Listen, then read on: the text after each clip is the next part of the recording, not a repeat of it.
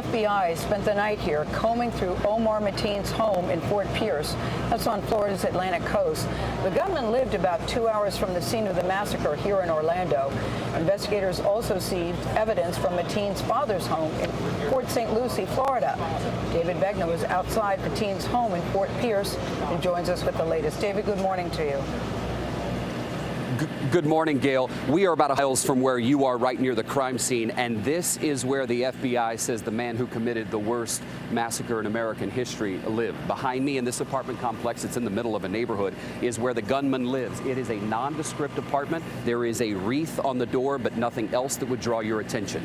Overnight, the FBI was able to access the apartment after waiting several hours. They needed a search warrant, and it took some time to get it. This morning, we have been told no explosives were found in that apartment.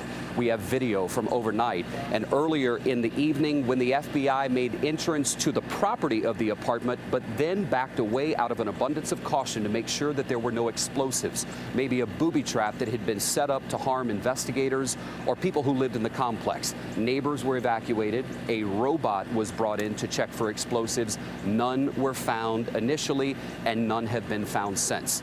South of here, where we are, in the city of Port St. Lucie, there was a property, we're told, that is connected to the Mateen family that was also searched by federal investigators. Several bags of evidence were taken away from the property, as well as a Mac computer, and we're told 3 vehicles at that property were searched. Back here where we are this morning, this car right here, this Toyota Camry, has FBI evidence stickers alongside of it. This vehicle was also searched by the FBI, and when we looked in the front window here, there is a search warrant seizure sheet that actually lists some of the articles that were taken.